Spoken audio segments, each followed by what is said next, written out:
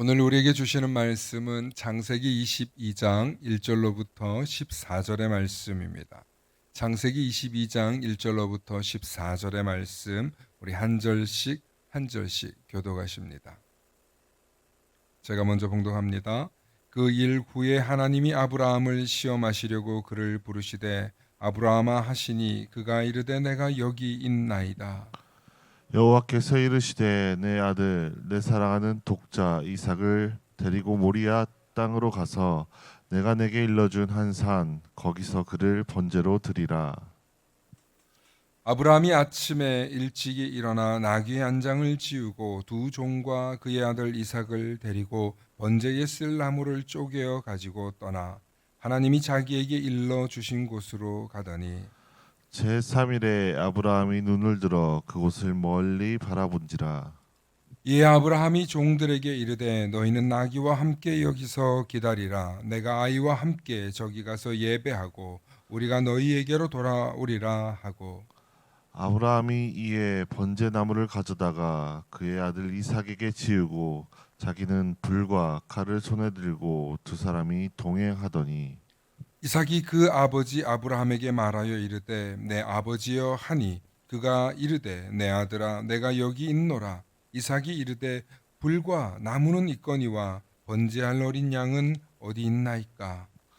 아브라함이 이르되 내 아들아 번제할 어린 양은 하나님이 자기를 위하여 친히 준비하시리라 하고 두 사람이 함께 나아가서 하나님이 그에게 일러 주신 곳에 이른지라. 이에 아브라함이 그곳에 제단을 쌓고 나무를 벌려놓고 그의 아들 이삭을 결박하여 제단 나무 위에 놓고 손을 내밀어 칼을 잡고 그의 아들을 잡으려 하니 여호와의 사자가 하늘에서부터 그를 불러 이르시되 아브라함아 아브라함아 하시는지라. 아브라함이 이르되 내가 여기 있나이다 하매 사자가 이르시되 그 아이에게 내 손을 대지 말라 그에게 아무 일도 하지 말라 내가 내 아들 내 독자까지도 내게 아끼지 아니하였으니 내가 이제야 내가 하나님을 경외하는 줄 아노라.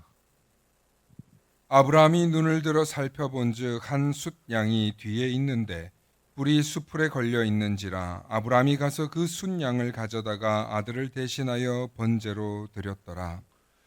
아브라함이 그 땅 이름을 여호와 이레라 하였으므로 오늘날까지 사람들이 이르기를 여호와의 산에서 준비되리라 하더라. 아멘.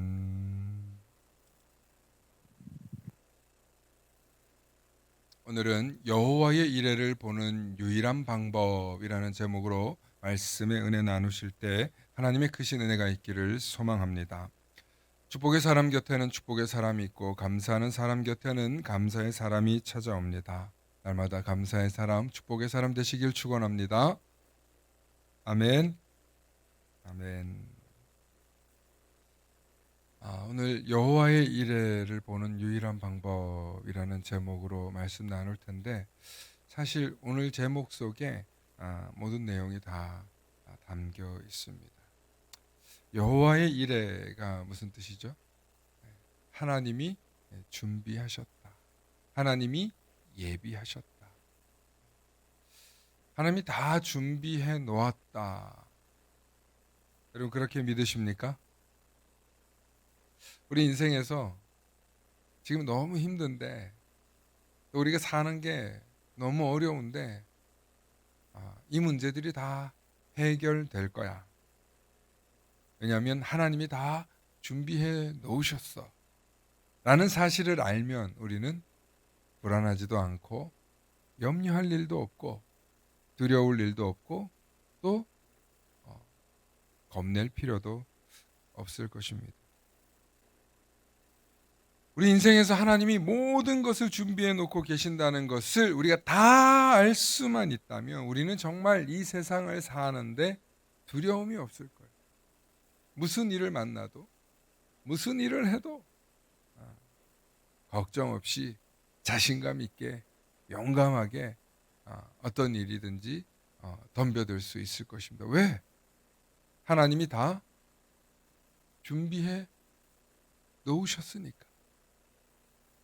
그런데 우리는 앞날이 어떻게 될지 알지 못하는 연약한 인간이. 비록 오늘 말씀을 통해서 하나님이 다 준비해 놓으신 분이라는 것을 우리는 알고 있음에도 불구하고, 성경이 그렇게 말씀하고 있음에도 불구하고 우리는 과연 그 일이 이루어질까? 정말 그 일이 될까? 내가 착각한 건 아닐까? 내가 지금 잘못 판단한 건 아닐까? 실패하면 어쩌지? 염려하기도 하고, 때로는 불안해서 기도하기도 할 것입니다. 오늘 본문에 하나님이 아브라함에게 참 어려운 명령을 하십니다. 100세에 얻은 아들 이삭을 바치라는, 내가 명령한 산에 가서 그 아들을 바치라는. 그럼 얼마나 귀한 아들입니까? 근데 놀라운 건 성경은 아브라함이 머뭇거리지 않고 그 즉시 다음날 출발합니다. 출발해서 종들하고 아들 이삭을 데리고 모리아 산으로 갑니다. 아브라함은 아들 이삭과 함께 번제할 나무와 불을 들고 함께 갑니다. 그리고 3일이 되니까 그곳에 도착해서 이제 모리아산 정상에 가야 됩니다. 그런데 올라가려고 하니까 종들이 있어요. 이제 종들 보고는 잠시 여기 기다리고 내가 이삭과 함께 예배드리고 오겠다. 그런 줄 알고 이제 이삭은 아버지를 따라갑니다. 그런데 따라가다 보니까 아버지가 뭘 깜빡한 것 같아요. 뭘 깜빡했어요? 번제할 어린 양이 안 보이는 거예요. 아버지, 불과 나무는 있는데 어린 양은 어디 있습니까? 그러니까 아브라함이 당황하지 않고 아들한테 당당히 말했는지, 아니면 뻔뻔히 말했는지, 아니면 믿음으로 말했는지 우리는 그 내용과 그 저희는 알 수 없지만 아브라함이 이렇게 말합니다. 내 아들아, 번제할 어린 양은, 따릅시다, 하나님이 자기를 위하여 친히 준비하시리라. 아브라함이 이렇게 얘기했어요. 그래 놓고 하나님이 정해놓은 그 산에 가라고 하니까 거기 가서 아브라함이 뭘 합니까?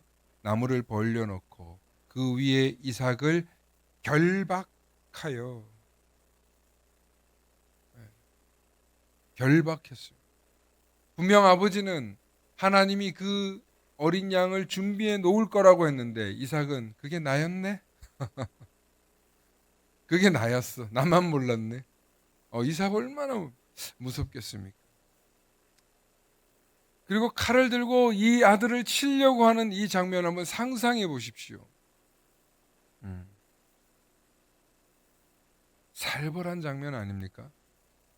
살벌한 장면. 좀 전에 아버지, 불과 나무는 있는데 번제할 어린 양은 어디 있습니까? 물었던 이 이삭의 입장에서는 아버지에 대한 배신감, 두려움, 뭔가 불길한 기운을 느꼈을까요? 그런데 아버지가 자기를 죽이려고 하는 장면이 지금 찾아옵니다. 그런데 바로 그 순간 하나님의 사자가 아브라함을 다급하게 부릅니다. 아브라함아, 아브라함아, 그 아이에게서 내 손을 대지 말라. 그 아이에게서 털끝 하나 대지 말라는 거죠. 털끝 하나. 아무 일도 하지 말라. 내가 네 아들 내 독자까지 아끼지 아니하였은즉 내가 이제야 네가 하나님을 경외하는 줄을 아노라. 내가 인정한다. 지금 그런 장면입니다. 사랑하는 성도 여러분, 갑자기 하나님의 사자가 나와서 아브라함아, 아브라함아라고 부르는 거예요. 여러분, 뭐 하나님의 천사가 어디서 스마트폰 하다가 부랴부랴 지금 달려왔습니까? 지금 하나님과 하나님의 사자가 다 지켜보고 있었던 거예요. 아브라함이 어떻게 하나? 아브라함이 정말 하나님의 명령대로 그 일을 실행하는가 지켜보고 있었던 거예요. 그렇다면 우리 이런 생각을 하게 되죠. 아니, 다 지켜보고 있었으면서 하나님 왜 그런 명령을 하신 걸까? 왜 이렇게 실제로 죽이지도 않으실 거면서 이렇게 끔찍한 일을 하나님은 아브라함에게 명령하신 걸까? 거기엔 여러 가지 이유가 있습니다. 아마 정말 아브라함에게는 불가능해 보이는 일을 시키신 걸지도 모릅니다. 또 어떤 신학자는 이렇게 얘기합니다. 고대 근동에 자식을 바치는 제사가 있었는데 하나님은 그 자식을 바치는 제사를 받지 않으시는 하나님이다. 하나님은 사람의 생명을 해치는 하나님이 아니라 사람의 생명을 살리시고 생명을 귀하게 여기시는 하나님이다를 상징적으로 보여주었다라고 말하는 신학자도 있습니다. 1절에 보면 그 일 후에 하나님이 아브라함을 시험하시려고 이 일을 시켰다 하고 정확하게 기록되어 있어요. 하나님 뭐 하신다고요? 시험하신다. 그럼 하나님 왜 시험하셨을까? 하나님 시험하신 이유가 있을 거 아니에요. 그죠? 하나님 시험하신 그 단서가 나오는데 21장 27절로부터 31절의 말씀이 나와요. 거기 누가 나오냐면 아비멜렉이라고 하는 그 지역의 제사장이 나와요. 그리고 비골이라고 하는 군사령관이 나와요. 우리 한번 27절부터 31절 말씀 함께 보실까요? 여러분 함께 읽어주시기 바랍니다. 27절부터 시작. 아브라함이 양과 소를 가져다가 아비멜렉에게 주고 두 사람이 서로 언약을 세우니라. 아브라함이 일곱 암양 새끼를 따로 놓으니 아비멜렉이 아브라함에게 이르되 이 일곱 암양 새끼를 따로 놓음은 어찌미냐. 아브라함이 이르되 너는 내 손에서 이 암양 새끼 일곱을 받아 내가 이 유물판 증거를 삼으라 하고 두 사람이 거기서 서로 맹세하였으므로 그곳을 브엘세바라 이름하였더라. 아멘. 지금 이 장면이 무슨 장면이냐면 아브라함이 이곳에 우물을 팠어요. 그리고 이 우물이 누구 거라는 거예요? 내 거라는 거예요. 그러니까 나에게 판 것을 이것을 암양 새끼 일곱을 받고 거래를 하는 장면이에요. 그럼 이게 뭐가 문제가 되냐? 문제가 되는 내용이 아니라 아브라함이 그곳에서 이 사람에게 이것을 팔았다는 증거를 확인하고 나서 아브라함은 그곳에 오래 머뭅니다. 거기가 블레셋 땅이었는데 하나님이 가라고 한 땅이 아니었어요. 그런데 아브라함이 여기 오래 머물러요.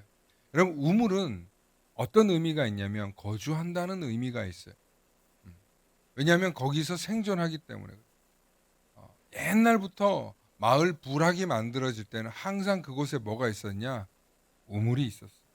그래서 그 우물을 중심으로 생명의 터전을 만들어 갔는데 아브라함이 지금 바로 거기에 자기 터전을 마련하고 그곳에서 머물면서 이제 정착해서 이제 좀 적당히 살만할 때가 됐다는 거예요.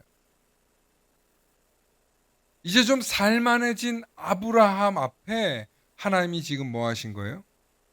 시험하신 거예요. 이제 좀 살만한 그때 아들도 얻었겠다. 이제 좀 평안하게 노후를 준비하려고 하는 그때 하나님이 아브라함을 시험한다는 거예요. 여러분 이것이 우리에게 주는 메시지는 아주 큰 의미가 있습니다. 하나님의 시험은 언제 오나? 바로 우리가 적당히 살만할 때 하나님이 시험하신다는 겁니다. 그러면 하나님 우리 적당하게 좀 살만하고 풍요롭게 해주고 그렇게 해주기를 바라서 우리가 하나님 믿고 따르고 하나님 순종하고 하나님 열심히 사는데 하나님 그러면 좀 그렇게 되면 안 됩니까? 그런 게 아니에요. 그러지 말라는 게 아니에요. 풍요롭게 풍족하게 살지 말라는 게 아니에요. 하나님 그렇게 살라고 하셨어요. 그렇게 생육하고 번성하라고 축복의 명령을 주셨어요. 그런데 하나님 시험하시는 이유는 있다는 거예요. 그게 뭐냐? 그래서 하나님이 우리 하나님 되심을 확인시켜 주려고. 너 지금 그 물질 풍족한 거, 너 적당히 살만한 거 지금 거기에 머무르지 말라. 그것도 가지지만 그걸로도 누리지만 그러나 더 중요한 거 내가 네 하나님이다. 내가 너를 지었. 너는 나를 잊지 말고 경외하라는 거예요. 그래서 오늘 하나님이 아브라함이 그렇게 하고 나서 네가 나를 경외하는 줄 이제야 아노라 하나님 말씀하셨다. 사랑하는 성도 여러분, 우리가 적당히 살만할 때 고난이 오는 이유가 있습니다. 시련이 오는 이유가 있습니다. 그게 하나님의 시험이에요. 그 이유는 우리가 하나님 경외하는 긴장의 끈을 놓지 말라는 거예요. 하나님 없이는 살 수 없다는 것을 잊지 말라는 거예요. 하나님이 부르시면 가고 하나님 멈춰서라 하면 멈추고 하나님의 뜻이 우리 삶에 이루어지기를 소망하는 것을 멈추지 말라는 거예요.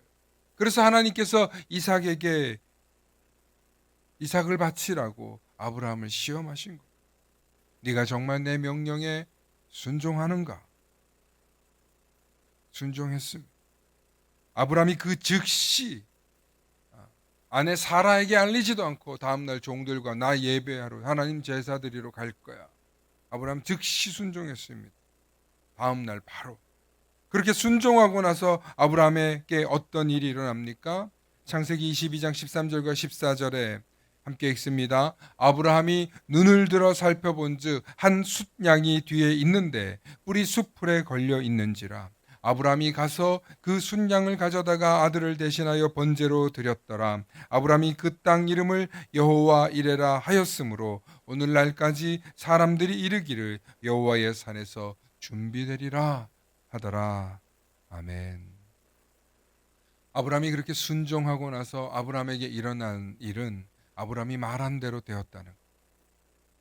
하나님이 순양을 준비해 놓은 것을 아브라함이 보게 된 것입니다. 하나님이 아브라함에게 명령한 이 명령은 분명히 상식 밖의 명령이었어요. 그러나 아브라함은 순종했어요. 그리고 아브라함이 이삭과 함께 올라갈 때 하나님이 자기를 위하여 어린 양을 준비하실 거라고 했던 아브라함의 그 고백대로 하나님은 그 일들을 이루어 주셨어요. 그럼 하나님이 준비하신 일을 우리는 언제 보냐? 하나님이 예비하신 일을 여호와 이레를 우리는 언제 볼 수 있나? 유일한 방법은 뭐냐? 바로 하나님의 말씀대로 순종하는 것.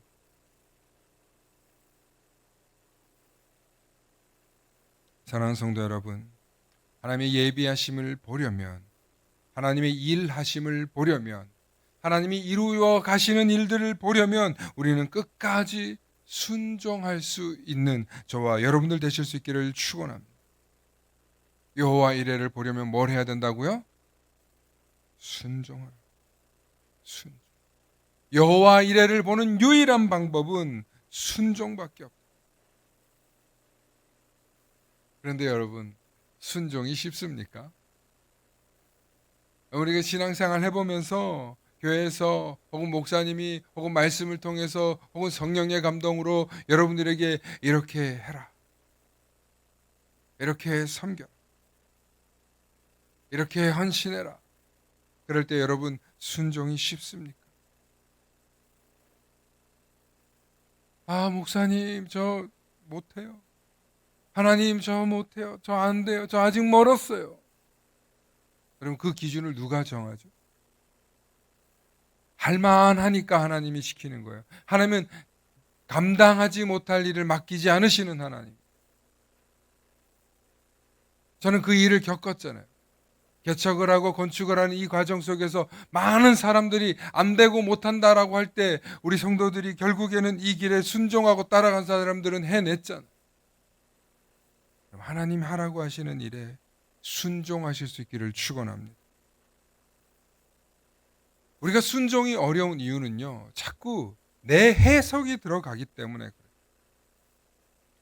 하나님 하라고 하시는 일이 있을 때 우리가 순종할 수 있어야 돼요.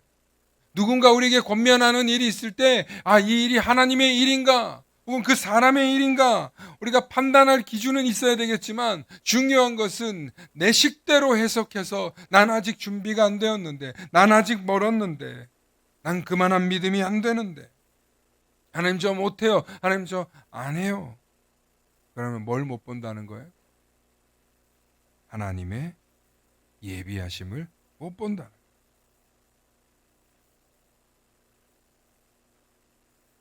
사랑하는 성도 여러분, 그럴 때 순종이 잘 안 될 때 혹은 순종하는 게 어려울 때 여러분 생각하십시오. 우리 하나님이 얼마나 위대한 분이신지 여러분들 기억하시기 바랍니다. 하나님은 창조주 하나님이십니다. 하나님은 우리와 똑같은 동급이 아니에요. 하나님은 말씀으로 이 세상을 창조하셨고, 하나님은 말씀으로 이 세상을 다스리셨고, 하나님은 말씀만으로도 모든 일을 능치 못할 게 없으신 분이세요. 그러므로 우리가 정말 하나님께 순종하려면 우리 그때마다 생각해야 돼요. 우리 하나님이 누구시지? 우리 하나님이 얼마나 위대한 분이시지? 여러분 잊지 마실 수 있기를 축원합니다. 그래서 따라해 봅시다. 순종은 하나님을 아는 만큼 가능하다.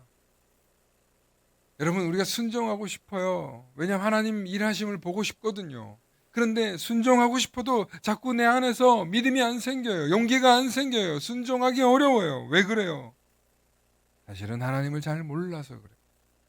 앞서 말씀드린 대로 우리 하나님이 어떤 하나님인 줄 알 때 우리는 어떤 일도 능치 못한다라고 생각하며 앞으로 나아갈 수 있는 줄로 믿습니다. 우리가 맨날 입으로 이렇게 말하고 저렇게 말하는 거 여러분 거기에 머물러 있지 마시기 바랍니다. 정말 하나님을 아실 수 있기를 축원합니다.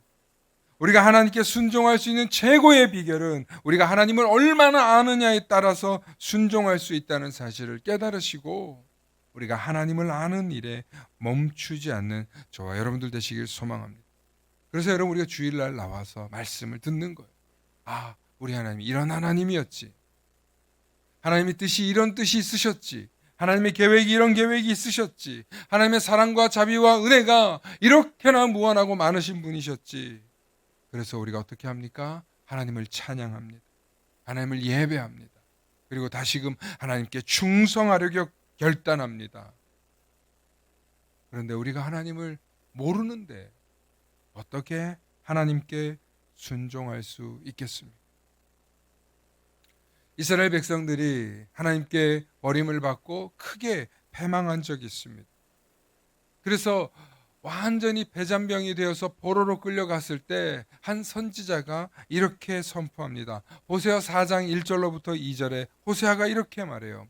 이스라엘 자손들아 여호와의 말씀을 들으라. 여호와께서 이 땅 주민과 논쟁하시나니 이 땅에는 진실도 없고 인애도 없고 하나님을 아는 지식도 없고 오직 저주와 속임과 살인과 도둑질과 간음뿐이요 포악하여 피가 피를 뒤이음이라. 피범벅이라는 거예요. 지금 하나님을 아는 지식이 없으니까 이 세상을 사는 사람들은 저주와 속임수와 살인과 도둑질과 간음과 악한 행동을 일삼아서 사방이 피비린내로 진동한다는 거예요. 뭐가 없으니까? 하나님을 아는 지식이 없어요.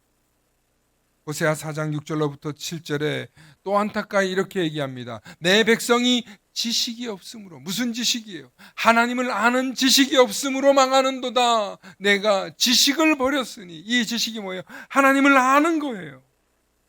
하나님을 아는 것을 버렸으니 나도 너를 버려 내 제사장이 되지 못하게 할 것이요 네가 내 하나님 율법을 잊었으니 나도 내 자녀들을 잊어버리리라.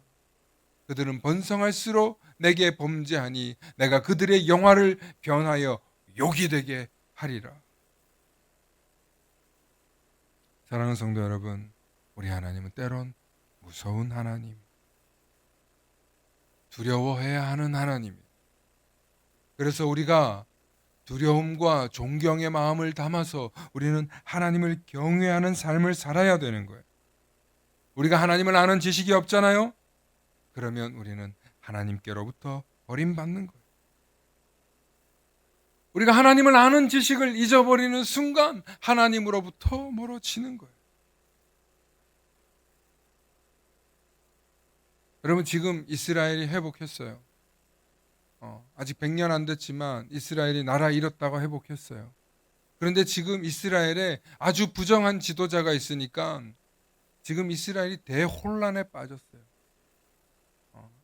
지금 이스라엘을 시작으로 해서 전 세계가 지금 종교 전쟁으로 앞으로 발발할 가능성이 아주 높아요. 타락한 지도자가 세워지니까 지금 이스라엘이 전쟁 속에 휘말리는 거예요. 사랑하는 성도 여러분, 하나님을 바르게 아는 지식이 필요합니다. 성경을 읽기는 읽어도 바르게 이해하지 못하고 엉뚱한 곳에서만 헤매면 말씀이 우리를 구원하는 게 아니라 말씀을 핑계대며 혹은 말씀 때문에 우리가 타락하는 거예요. 하나님을 아는 모든 지식은 우리 예수 그리스도를 통해서 다 나타나셨습니다. 그러므로 하나님을 아는 지식이 누구다? 예수 그리스도예요.